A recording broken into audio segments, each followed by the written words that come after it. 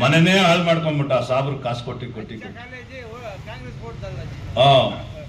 CMR ದುಡ್ಡು Congress vote. CMR ಅಣ್ಣಾಕಿ ಜಯದ ಖುಷಿ. ನಾನು ಹೇಳ್ದೆ ಗುಗ್ಗು ಕಿವಿನಾಗ ಹೇಳ್ದೆ ಯಾಮಾರಪ್ಪ ಬೇಡ ಓಟ್ ಹಾಕಲ್ಲ ಅಂದೆ. ಏನ್ ಅವ್ರು ಜಿಂದಾಬಾದ್ ಆದ್ರೆ ನಗಿತಾನೆ. ನಮ್ಮ ಮನೆಯಾಗ ರಾತ್ರಿ ಗಂಟೆ ಇದ್ದು ಬೆಳಿಗ್ಗೆ ಕಾಂಗ್ರೆಸ್ ಕೋಟ್ ಹಾಕೋದವ್ರು. ನಾನು 20 ವರ್ಷದಿಂದ ಅವ್ರು ನೋಡಿರೋದು. 220 ಹಳ್ಳಿ ಕೊಡೋದು ಸರ್ ಹೋಗ್ಬೇಕು.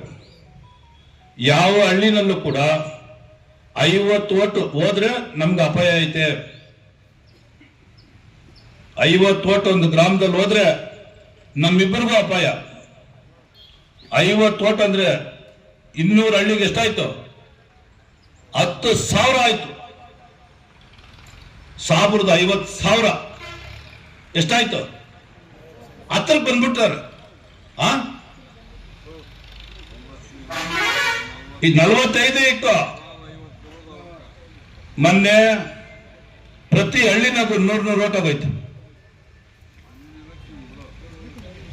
ಅದು ಪುನರಾವರ್ತನೆ ಆಗಬಾರದು.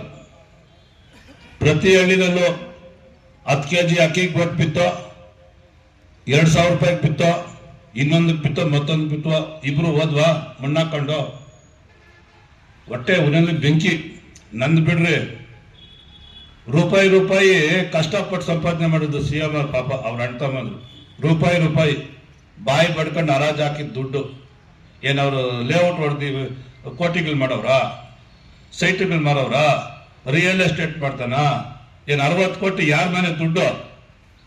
ಆತನ ಗೆದ್ದಿದ್ರೆ ಎಷ್ಟೋ ಸಮಾಧಾನ ಆಗೋದು. ನನ್ಕ ಹಾಳಾಗೋಯ್ತು ಅವ್ರ ಮನೆ ಪಾಪ. ನಾನು ಅದಕ್ಕೆ ಹೇಳಿದೆ, ಸೀಟ್ ಕೊಡೋದು ನಮ್ಮ ಕೈಯಾಗಿಲ್ಲ. ಅವರು ಡೆಲ್ಲಿನಲ್ಲಿ ತೀರ್ಮಾನ ಆಗೋದು. ಜನತಾದಳಕ್ಕೆ 40 ಸೀಟು 50 ಸೀಟು, BJPಗೆ ಇಷ್ಟು ಸೀಟು. ಅದ್ರಾಗ ಯಾವ್ಯಾವ ಕ್ಷೇತ್ರ BJPಗೆ, ಯಾವ್ಯಾವ ಕ್ಷೇತ್ರ JDS, ನಮ್ಮಿಬ್ಬರ ಕೈಯಾಗಿಲ್ಲ. ಅದು ಹಣೆ ಬರ. ಕೋಲಾರಮ್ಮನ ಮೇಲೆ ಆಣೆ ಮಾಡಿ ಹೇಳಿದೆ, ಸೀಟ್ ಕೊಟ್ರೆ ನಾನು ಮಾಡ್ತೀನಿ ಅಂತ. ಗೊತ್ತಾ? ಕೇಳಿಸ್ಕೊಂಡ್ರ? ನಾನು ಹುಟ್ಟುಹಬ್ಬದ ದಿವಸ ಮನೆ ಹಾಳಾಗೋಯ್ತು ಪಾಪ. ಮೇಜರ್ ಆಗಿ ದೊಡ್ಡಸಳ್ಳ, ಬಿಗ್ಲಿ ಹೊಸಳ್ಳಿ ಈ 2 ಗ್ರಾಮ ಪಂಚಾಯತಿಗಳು 80% ಒಕ್ಕಲಿಗರಿರ್ತಕ್ಕಂಥ ಪಂಚಾಯತಿ ಇದು.